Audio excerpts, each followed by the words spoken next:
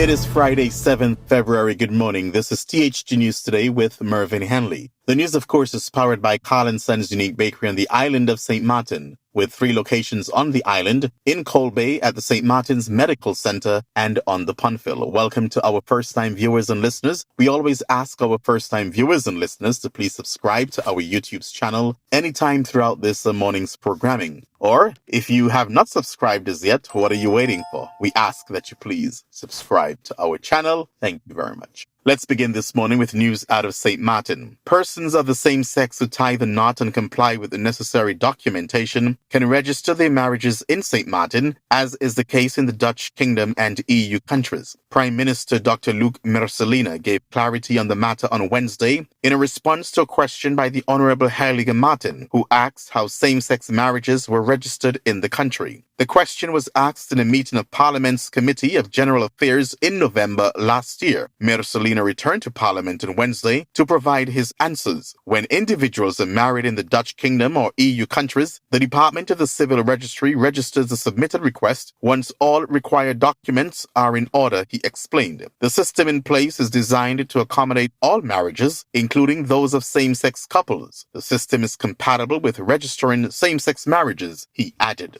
Now we look at news out of St. Kitts and Nevis. Leader of the People's Action Movement, PAM, Natasha Grey-Brookes, has strongly criticized the government's recent value-added tax reduction, calling it an insult and a policy that benefits only the wealthy. In a social media post, Grey-Brookes lashed out at the initiative, arguing that it fails to support low and middle income earners. She highlighted that consumers would need to spend $2,500 just to see a mere $100 in VAT savings. A threshold, she says, is out of reach for most working families. That so-called savings is an insult. You have to shell out a whopping $2,500 just to see a measly $100 back in VAT reduction. That's not a deal, it's a rip-off disguised as one, she wrote. Grey-Brookes further argued that the policy disproportionately benefits higher earners while leaving minimum wage workers out in the cold. She noted that many people do not earn $2,500 per month, making it nearly impossible for them to take advantage of the so-called savings. It's a slap in the face to working families struggling to make ends meet. Imagine a minimum wage earner not even earning $2,500. Frankly, it's a joke. However, Prime Minister Dr. the Honorable Terrance Drew has defended the initiative, stating that the VAT reduction is already yielding positive results. Speaking at a media roundtable on Thursday, Dr. Drew expressed satisfaction with a recent report from the Cost of Living Task Force, which he says indicates that several businesses are cooperating with the policy. A number of stores are cooperating and folks are able to enjoy more items and food from the VAT reduction, the Prime Minister said. While the government remains optimistic, critics like Grey-Brookes insist that the reduction does little to address the financial struggles of low-income earners. The debate over the VAT reduction is likely to continue.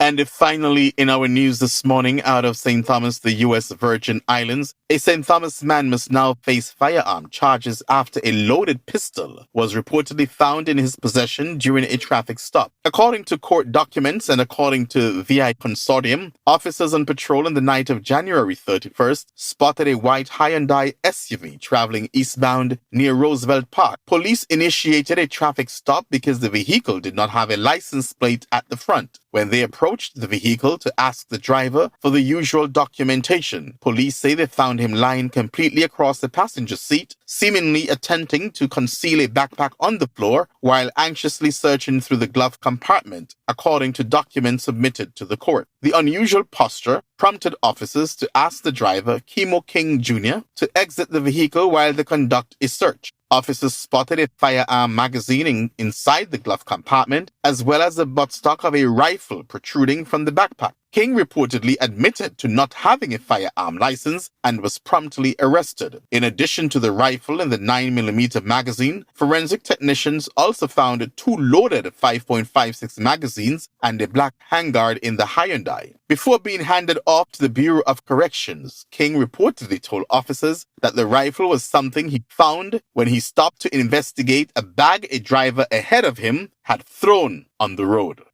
Nevertheless, he was charged with possession of an unlicensed firearm, possession of ammunition, and operating a vehicle without a license plate at the front. King was then remanded into custody to await his advice of rights hearing.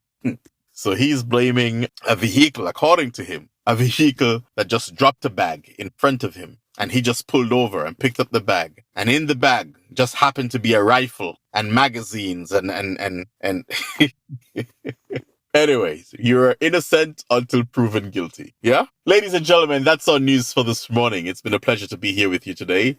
Do join me again on Monday morning, God's willing, for a similar presentation. The news, of course, was powered by Carl & Son's Unique Bakery on the island of St. Maarten. My name is Mervin Hanley. Have yourselves a wonderful and blessed weekend.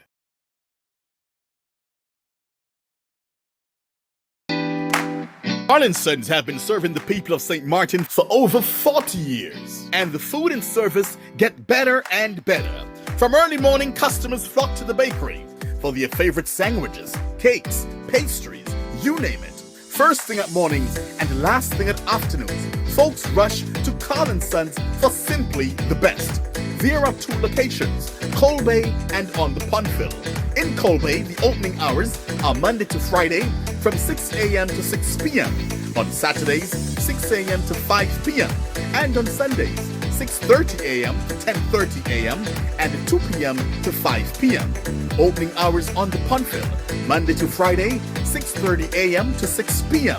Saturday and Sunday, 6:30 a.m. to 1 p.m. We also cater for weddings, parties, special events, whatever the occasion. It's Carl & Sons. Our staff, we are always happy to serve you. Call us today, the Colbay location, 721-544-2462. That's 721-544-2462.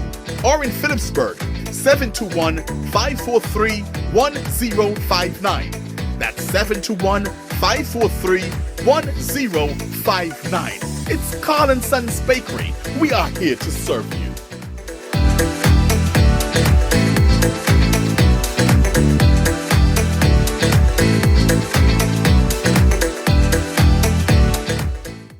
Nevis, satisfy your sweet tooth at Feaser's, the cozy spot in Charlestown, known for its mouth-watering ice cream and dal parade.